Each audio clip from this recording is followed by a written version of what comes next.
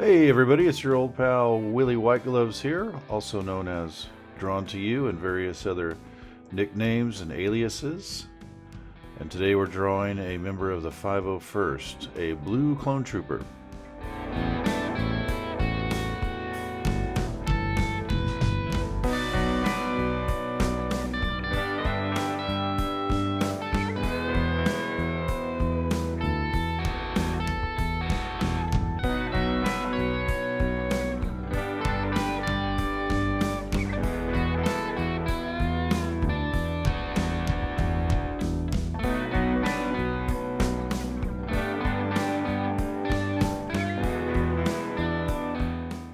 Now, once again, I'm going through with the Ticonderoga black.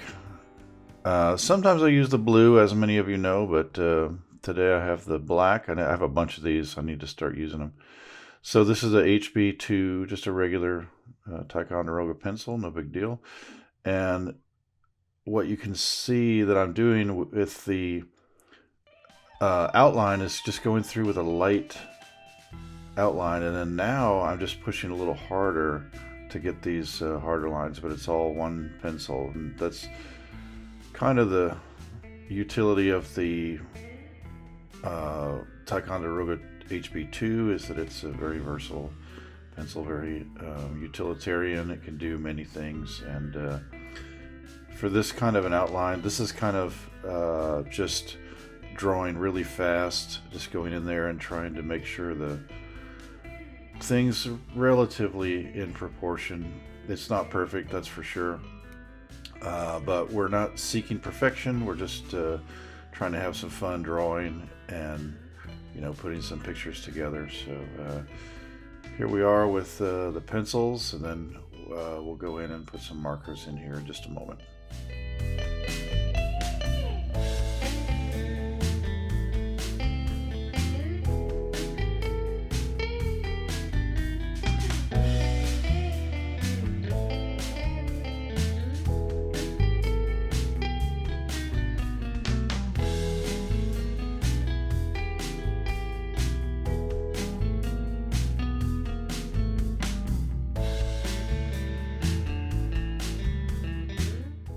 These markers are from a set that we got at Five Below for $5. I mean, if you're on a budget like I am, you got to temper your expectations with some product like this. But for what we're trying to do here, they're fine. They're great. They're not going to last as long as a higher quality marker set, but as you can see, you can have a lot of fun with them.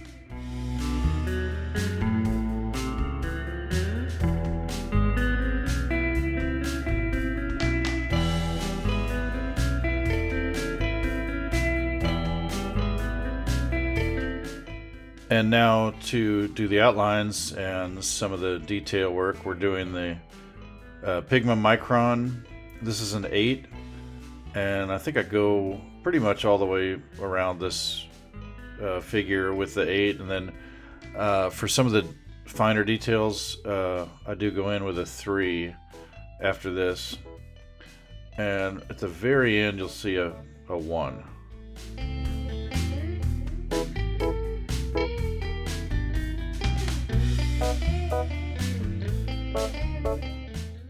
I've mentioned it before, but when I put my signature on there in pencil, that's when I've decided that I'm going to keep going with this drawing. You'd be surprised how many get left behind where I either lose interest or something's wrong that I don't feel like I can easily correct, and I'll abandon it. But once I write my name on there, I'm pretty much saying I'm going to finish this drawing.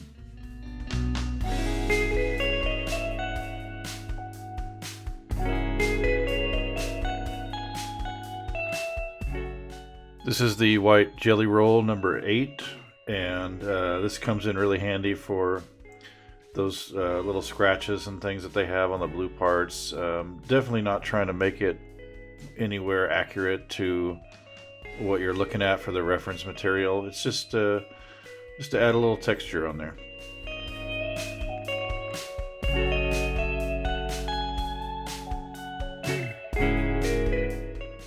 Here I'm using the technique of turning the pencil where I'm using the side of the lead. It has to be sharpened to a point where you can, to a point, to a point at which there's enough of it to turn it sideways, and you're kind of holding it in a certain way that's similar to how a small child would pick up a tool maybe and draw, and you're just kind of doing that to get the broader strokes.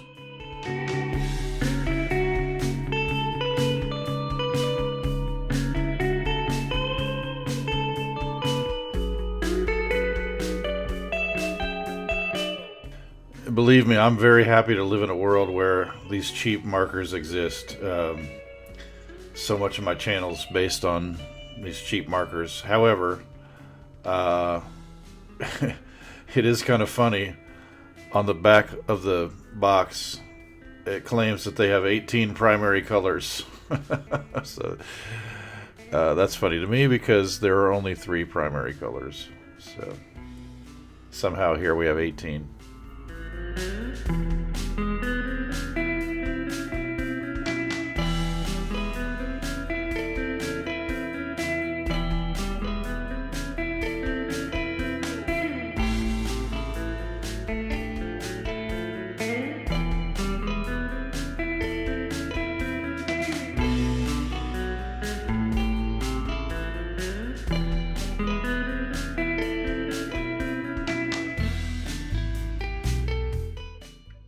I really like both tips on these markers. They're this thinner point is exactly what I want it to be, and that broad one's nice and sharp. I really think this is a great set for $5. Again, I don't know how long they're going to last, but they're great.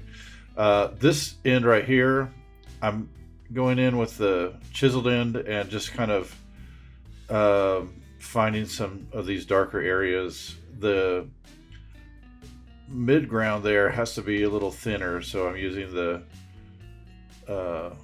smaller point for the details of the closer rocks, and then the outline for the ones in the mid-ground. And then, of course, the background, far background, is not going to have any further definition than what you see already.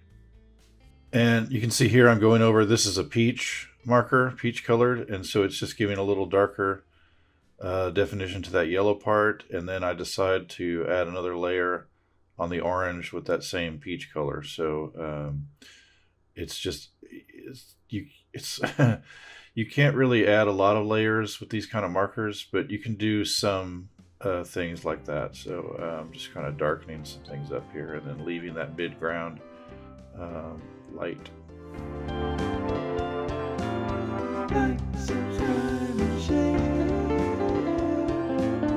Like, subscribe, and share. I need you to. Like, subscribe, and share. I need you to.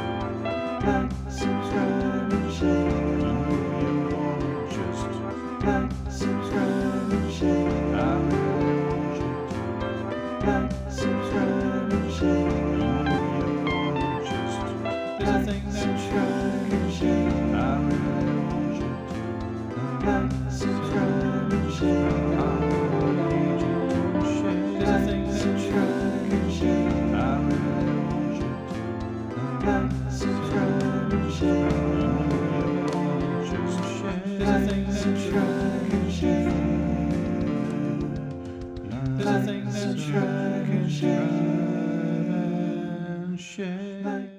I'm going in with the Pigment Micron for some details here, but that last marker that I used, the brown one, that was actually from a different marker set. I needed a lighter brown to go and darken in some of these rock areas.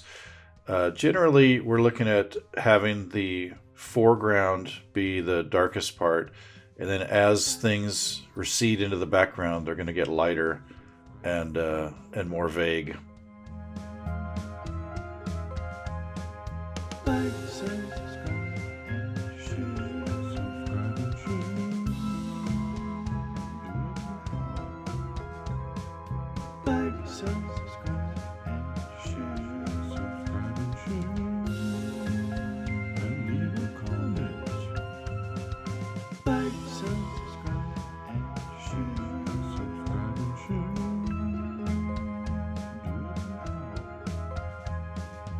Like, subscribe, and share. Subscribe and share. And leave a comment. This is a gray marker from the Azure set that I've talked about before, and we're just trying to, again, bring a little darker area to some of these parts. Now this is a blender right here. That's the blender that came with the set, so you can blend colors to a certain degree. It's not, you have to know, do some experiments to see what it's going to look like. It doesn't always look like it's blending two colors together. You can see it kind of creates a little gray area, but it can be used to an interesting effect. And this is our good old friend the Sharpie here. What did we do before Sharpies? I have no idea. Yeah, we're just adding a few last minute final touches on here. Pretty much done. We're coming up on the end of another video here. And there we go. Final product, the 501st Blue Clone Trooper on Geonosis. I had a lot of fun with this one, Internet. I hope you did too. And until next time, I'm drawn to you.